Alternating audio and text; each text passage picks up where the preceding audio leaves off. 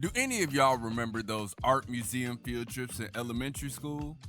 I had a revelation the other day that I did not expect, and it came as I was rereading the latest chapter of Gachiakata in bed. I got to the final page and said out loud unknowingly, "Damn, I love this shit." But that wasn't always the case. I remember being a kid and loving to draw, right? I used to love to draw as a kid. Anything that had to deal with swords, guns, or anime was so cool to me. Hell, y'all remember back in the day when we used to draw those S's on like every notebook binder or, just in school books in general? And to us, that was like a Picasso? Yeah. That's pretty much what it amounted to me as a child. I remember being young and going to the Toledo Art Museum for field trips and whatnot, and I hated it. I could never understand what all these older people were looking at. It just looked like a picture to me. But as I got older, that view started to shift, especially when I started reading manga more intently. One of the first times I noticed it, and I'll never forget it. I believe it was summer of 2014 or summer of 2013, one of the two. Might have been 2013. And I was watching the Berserk Golden Age movies in my room. And after it finished, I thought to myself, if the movies are like this, I wonder how the manga is. And at that time, one of the only ways for us, well, at least for me, to read these was to head to the library. As a kid growing up in the 90s and early 2000s, we always took trips to the library, looking for whimsical tales and things of the like, so this wasn't too far-fetched of an idea for me. Went downtown to my local library, went to what was called, I think, the cool zone, chill zone. If any of y'all are from my city and y'all have been to the downtown library, y'all know what I'm talking about. It was the area where all the kids used to hang out. It used to have like sports books, video game magazines. There was a TV that had like G4 TV on it or something like that. There was beanbag chairs. It was like a carpeted area. Y'all know what I'm talking about. And I ended up searching through all of the manga, video game magazines, sports training books, and at last, I found Volume 1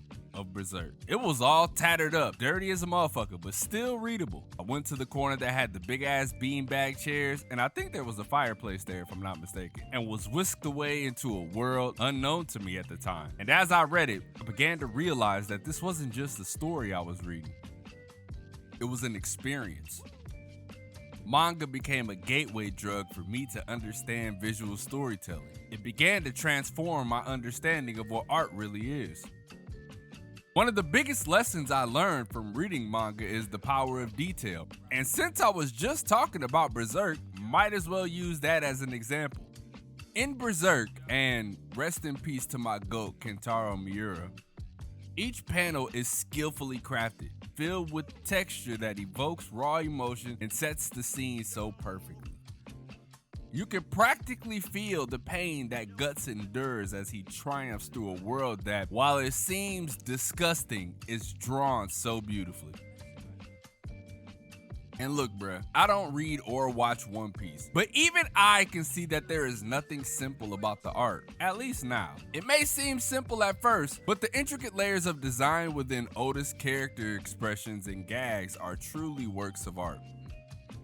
Even looking into other genres like romance, for example, The Fragrant Flower That Blooms is a romance manga that I think is a quintessential romance manga. It's one that others should look to when they want to write romance. Uses dynamic yet soft paneling that makes you feel every bit of emotion that Rintaro and Kaoru go through. Another one being Galaxius, right? Wide and vibrant landscapes making you appreciate how everyday life can be an adventure. I really began to appreciate how different styles of art can evoke specific emotions. It helped broaden my definition of what art can be. So much so that I started noticing art in everyday life. Graffiti, photography, fashion, all of these forms started to speak to me in a different sense.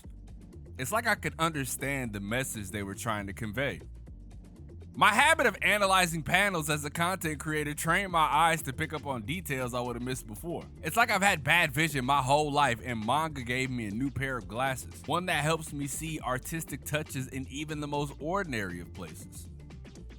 What makes this interesting is I was always able to do this with music, which is also another form of art. I was always able to hear the message that the artist was trying to convey. I could feel it in the music, from the chord choices to the tonal inflections to the drum patterns and even the style of flow they chose. I could always do that, but with visual art, I wasn't as privy.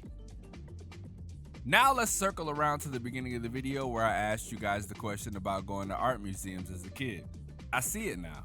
Those older people who used to be at the art museum standing in front of paintings and crying and marveling at statues and taking pictures of like prehistoric fossils. I get it. Through manga, I've learned a multitude of things about art. I've seen the power of detail. It's taught me the importance of visual storytelling and opened me up to a world of inspiration. It has given me a much deeper respect for artists, whether they work on a grand scale or draw S's like I used to in my notebooks and binders. Art will forever be something that I appreciate moving forward. Thank you, Kentaro Miura, for giving me the greatest manga of all time in Berserk. And most importantly, thank you, Kei Urana. You not only gave me Gachi Yakuta, but your recent artistic adventures not only helped me realize this even more, but it also inspired this video. The artistic integrity used to create Gachi Yakuta is nothing to be trifled with, so thank you. You helped me remember what it was like to see those people in the museums and helped me realize even further what they were looking at. So I hope that in return, Gachi Yakuta helps you accomplish everything that you hope to achieve in creating a manga. To all my art friends who draw art and post it online for the world to see, I truly hope y'all get what y'all deserve, because just from a glance, I can not only see the effort that y'all are putting in, but the emotions and messages you wish to convey. Moral of the story, bros, art is a beautiful thing, and I'm glad that with age, I've truly come to understand it more. If y'all enjoyed this video, make sure y'all share it with your friends. Leave a like if you enjoyed, subscribe if you're new. The 28 days of DomoSenpai is going extremely well. And well, I'm hoping to get these videos out earlier for you guys to enjoy more thoroughly. Y'all enjoy y'all morning, afternoon, or night, wherever you are. I'm DomoSenpai, and I'll catch you guys in the next video.